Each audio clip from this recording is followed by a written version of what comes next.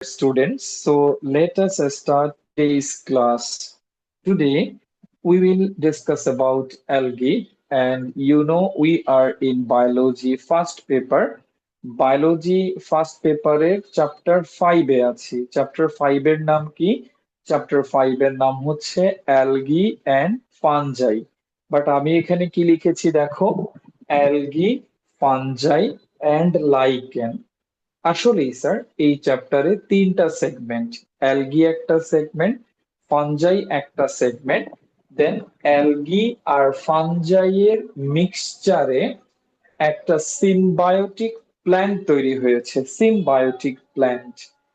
এই সিম্বায়োটিক প্ল্যান্টটার নাম হচ্ছে লাইকেন, যেখানে অ্যালগির পরিমাণ অ্যারাউন্ড 10%, আর 90%ই হচ্ছে ফাঙ্গাল মাইসেলিয়াম। আমরা জানি ফাঙ্গাসের ভেজিটেটিভ বডিকে বলে mycelium.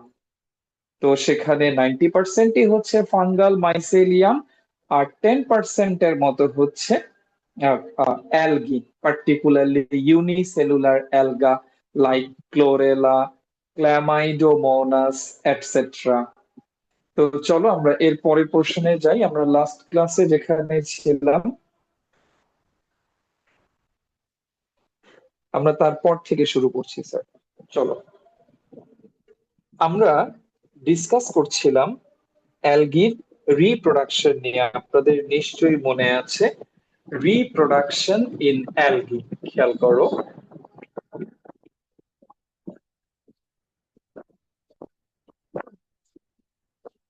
Reproduction in algae.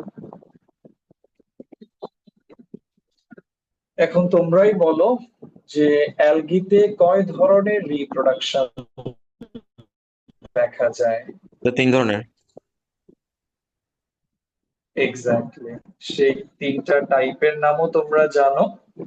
Last ক্লাসে আমরা পড়েছিলাম ভেজিটেটিভ, নাম্বার 2 তে হচ্ছে অ্যাসেক্সুয়াল, আর নাম্বার 3 তে হচ্ছে সেক্সুয়াল।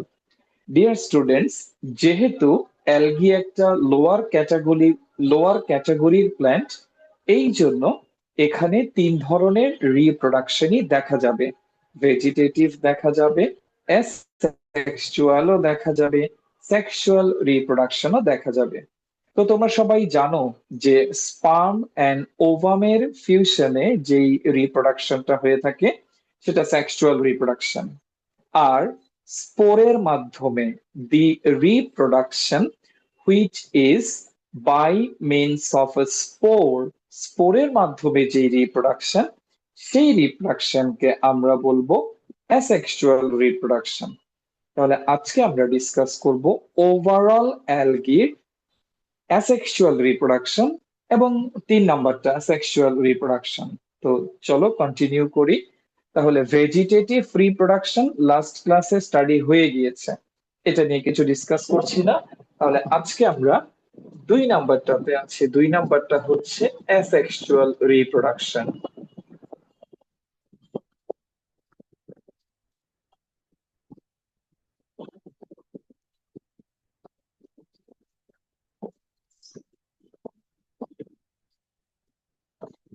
তো এখন তোমরা জেনে গেছো যে অ্যাসেক্সুয়াল রিপ্রোডাকশন কার মাধ্যমে হয়ে থাকে। জাস্ট আমি শর্টলি লিখছি, বাই মিনস অফ স্পোর। স্পোরটাকে ইনভার্টেড কমার মধ্যে রাখলাম। এখন স্পোরটা কি? স্পোর একটা ইউনিসেলুলার হ্যাপ্লয়েড মাইক্রোস্কোপিক স্ট্রাকচার, যেটা জার্মিনেট করে একটা প্ল্যান্টে কনভার্ট হতে পারে। আবার বলছি, স্পোর হচ্ছে, আমি কিছু ফিচার লিখে দিই। স্পোরের কিছু কমন ফিচার, লাইক স্পোর এটা একটা ইউনিসেলুলার স্ট্রাকচার, হ্যাপ্লয়েড, আর হ্যাপ্লয়েড কে আমরা এন দিয়ে ডিনোট করি। আর এটা অলওয়েজ কেমন? মাইক্রোস্কোপিক। মাইক্রোস্কোপিক। তো মোটামুটি এই তিনটা ওয়ার্ড দিয়ে একটা স্পোরকে ইন্ট্রোডিউস করা যায়। এখন আসো আমরা কত ধরনের স্পোর পাবো একটা ওভারঅল অ্যালগির মধ্যে। আসো নাম্বার একে মেনশন করতে চাই অ্যাপ্লানোস্পোর।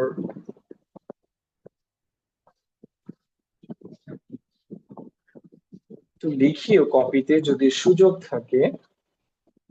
নাম্বার টু তে মেনশন করতে চাই জুওস্পোর। নাম্বার থ্রিতে মেনশন করতে চাই হিপনোস্পোর। হিপনোস্পোর। নাম্বার ফোরে মেনশন করতে চাই অটোস্পোর। অটোস্পোর। নাম্বার ফাইভে মেনশন করতে চাই অক্সোস্পোর। AUXO, অক্সোস্পোর। এন্ড নাম্বার সিক্সে মেনশন করতে চাই অ্যাকিনিটি। অ্যাকিনিটি। তো চলো আমরা এবার এই 6টা স্পোরকে ওয়ান বাই ওয়ান ইন্ট্রোডিউস করি। প্রথমে আসো অ্যাপ্লানোস্পোর।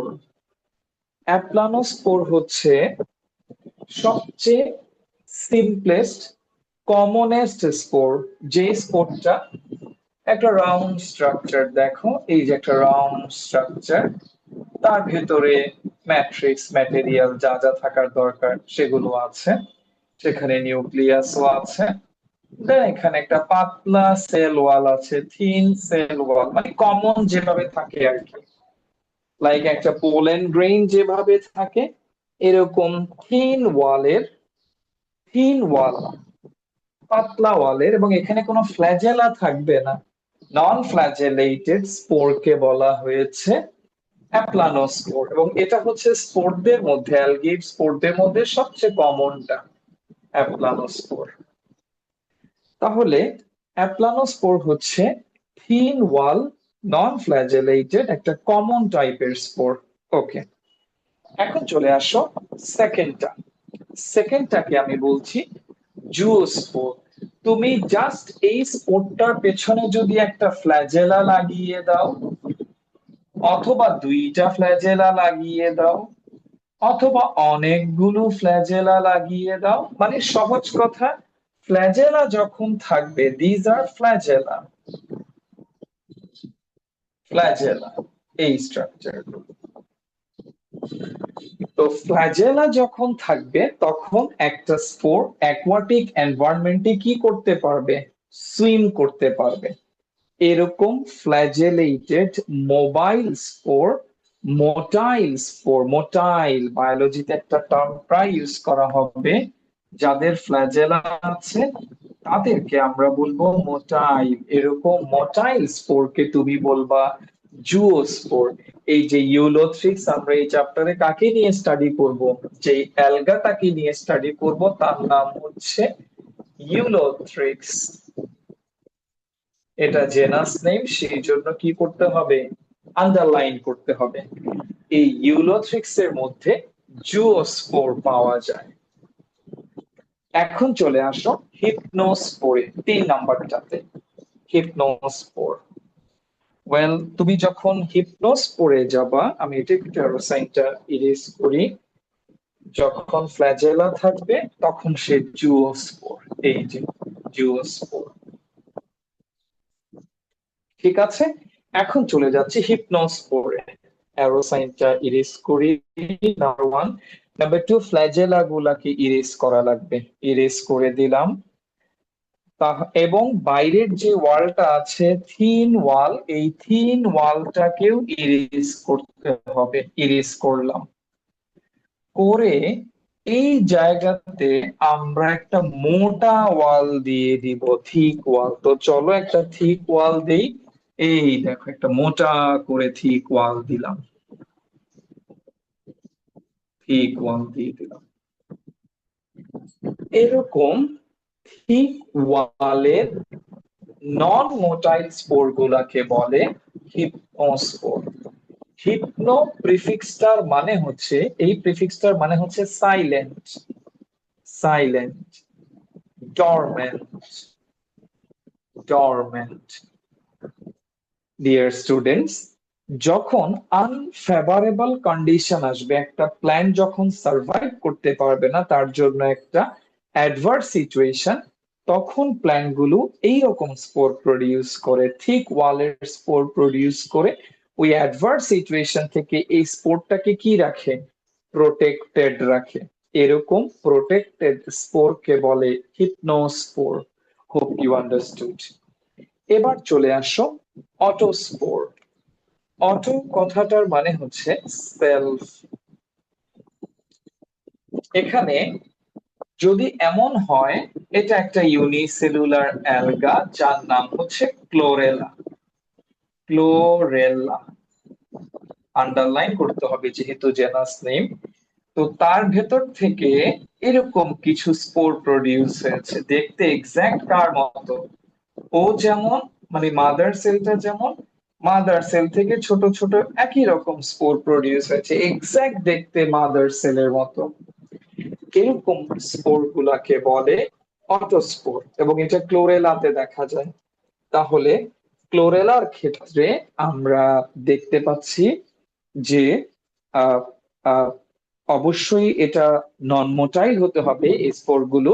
নাম্বার টু হচ্ছে এগুলো এক্সাক্ট তাদের মাদার সেলের মতো, মানে আইডেন্টিক্যাল মাদার সেলের মতো দেখতে।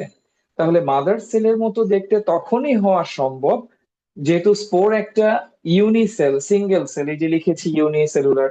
তাহলে মাদার সেলের মতো যদি হইতে হয়, মাদার সেলকেও কি হওয়া লাগবে?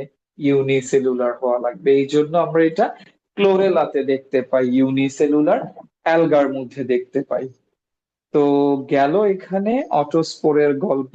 তাহলে অটোস্পোরটা দেখা যাবে কোথায়?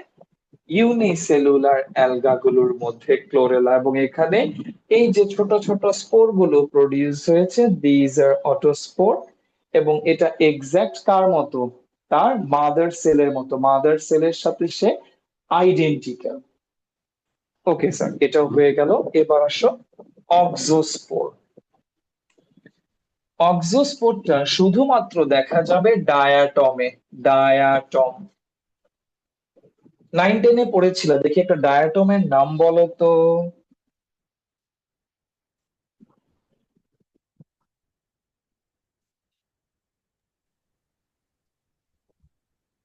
ন্যাভিকিউলা। 9-10-এ ছিল, এই যে এরকম একটা ছবি ছিল চ্যাপ্টার 1-এ, লেসন্স অন লাইফে এরকম একটা ছবি ছিল। এই যে এরকম একটা স্পিন্ডল শেপের স্ট্রাকচার, মাইক্রোস্কোপিক স্ট্রাকচার, এটাকে বলা হয় ন্যাভিকিউলা। তাহলে এই এই ডায়াটমের গ্রুপ, ডায়াটম একটা অ্যালগাল গ্রুপ। তো ডায়াটমের মধ্যে এই অক্সোস্পোর দেখা যাবে। এটা একটা স্পেশাল টাইপ অফ স্পোর, এটা শুধুমাত্র দেখা যাবে ডায়াটমে। এবার আসো অ্যাকিনিটি। অ্যাকিনিটি যখনই ডেসক্রাইব করতে যাবা তুমি, তখনই এই ওয়ার্ডটা লাগবে, প্রোটোপ্লাস্ট। প্রোটোপ্লাস্ট। তো প্রোটোপ্লাস্টের ডেফিনিশনটা কি? প্রোটোপ্লাস্ট হলো, আমরা যখন একটা প্ল্যান্ট সেলের কথা চিন্তা করি, একটা প্ল্যান্ট সেলে দুইটা কাভারিং আছে।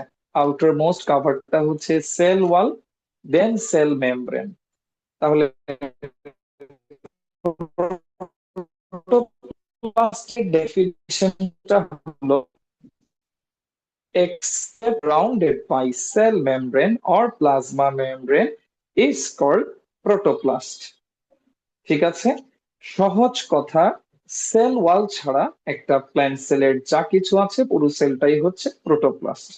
তাহলে যদি এমন হয় কিছু অ্যালগার মধ্যে এন্টায়ার প্রোটোপ্লাস্টটাই কিসে কনভার্ট হয়? একটা স্পোরে কনভার্ট হয় এন্টায়ার প্রোটোপ্লাস্ট।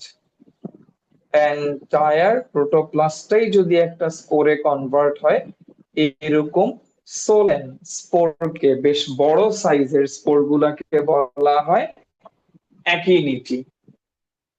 সেল ওয়াল ছাড়া সেল মেমব্রেন সহ পুরো পার্টটাই কি হয়ে গিয়েছে? একটা স্পোর হয়ে গিয়েছে, একটা রাউন্ড স্ট্রাকচার হয়ে গিয়েছে, তখন তুমি তাকে বলবা অ্যাকিনিটি। ঠিক আছে? তো এটা একটু মনে রাখবা যে অ্যাকিনিটি যখন ডেভেলপ করে তখন এই এই এই স্পোর্টটার ভেতরে, লাইক আমি যদি এভাবে ড্র করে দেখাই, মনে করো এটা সেল ওয়াল।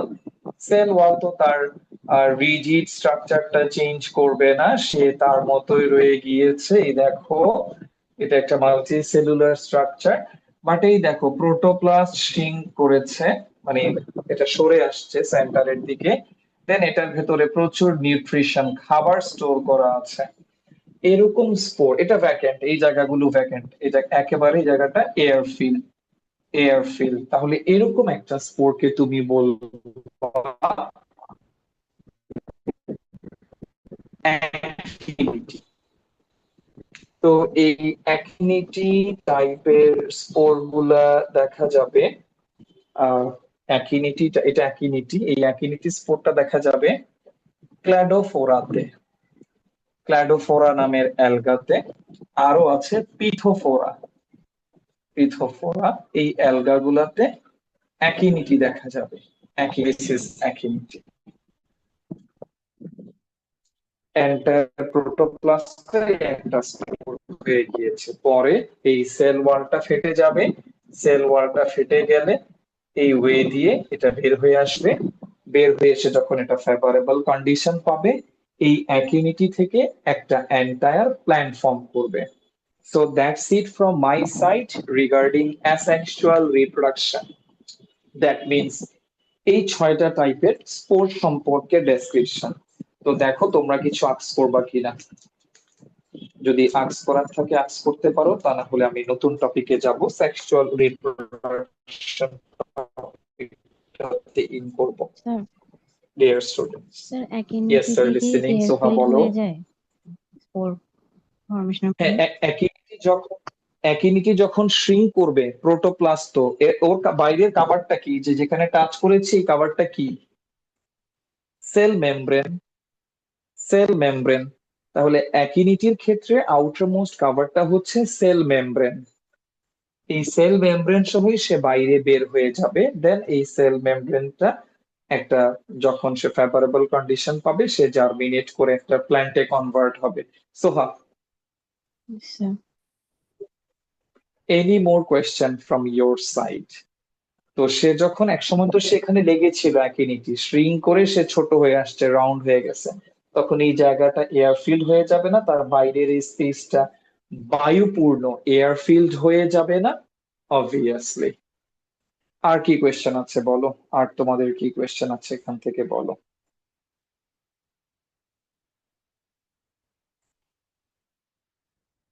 ওকে, তাহলে এই সেগমেন্টটা আমরা শেষ করলাম, সেক্সুয়াল রিপ্রোডাকশন টপিকটা আমরা শেষ করলাম, সরি, অ্যাসেক্সুয়াল রিপ্রোডাকশন টপিকটা শেষ করলাম।